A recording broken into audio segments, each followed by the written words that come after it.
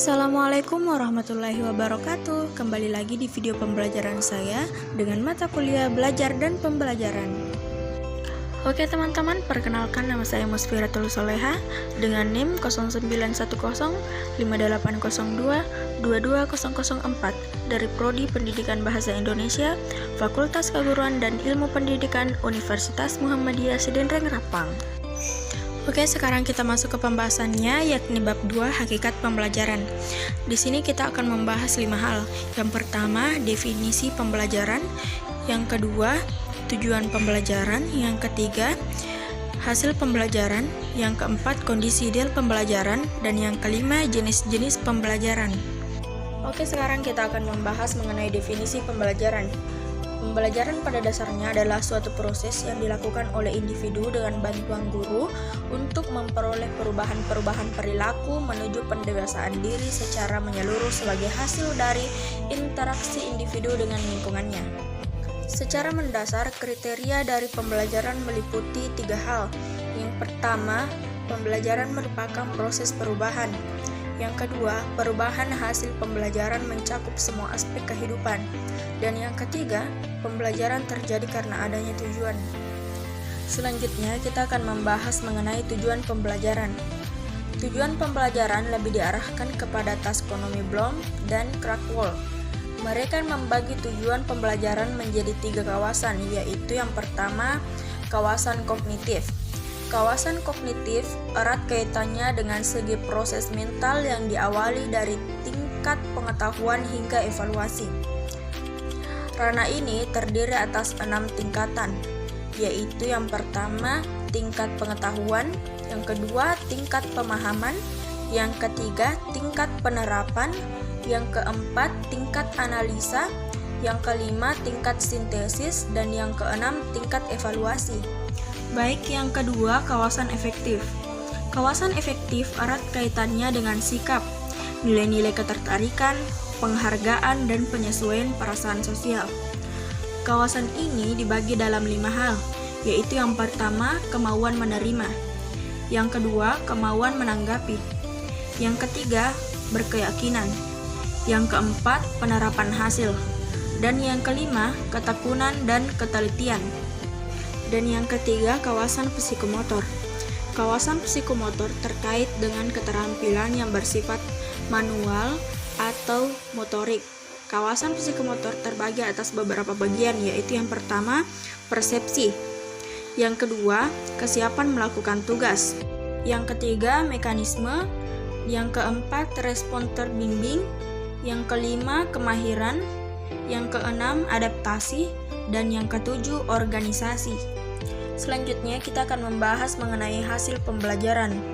Taskonomi Bloom membagi tujuan pendidikan ke dalam 3 domain, yaitu sebagai berikut. Yang pertama, kognitif domain atau ranah kognitif, mencakup perilaku-perilaku menitik beratkan kepada aspek intelektual seperti pengetahuan, pengertian, dan keterampilan berpikir.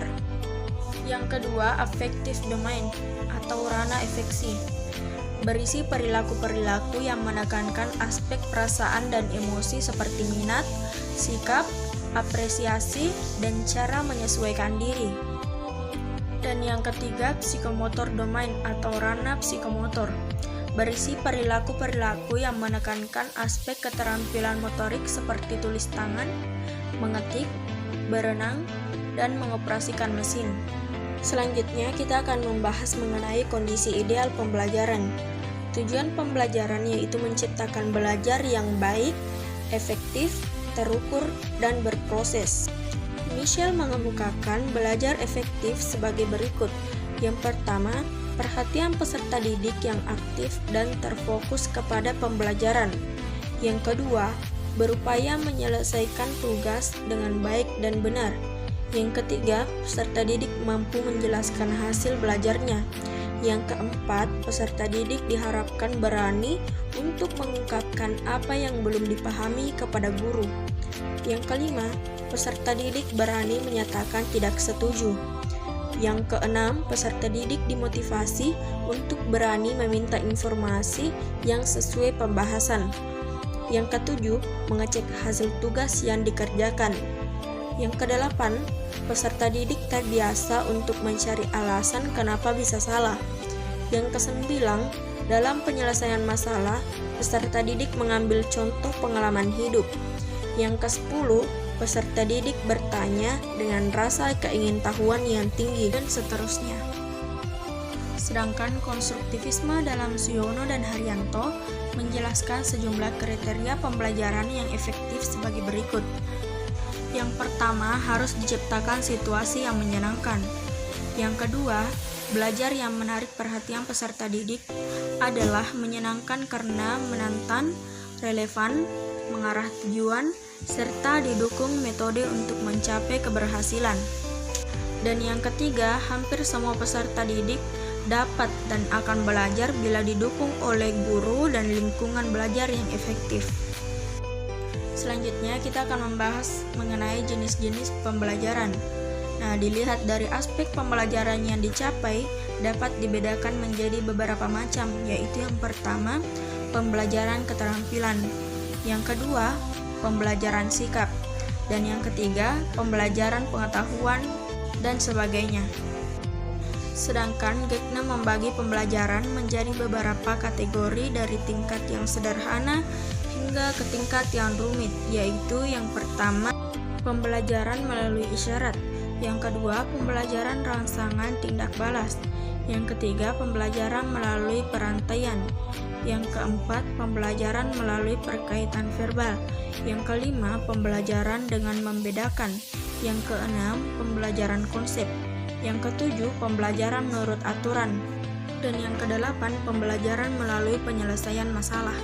Oke teman-teman, cukup sekian pembahasan mengenai hakikat pembelajaran. Sampai jumpa di video selanjutnya.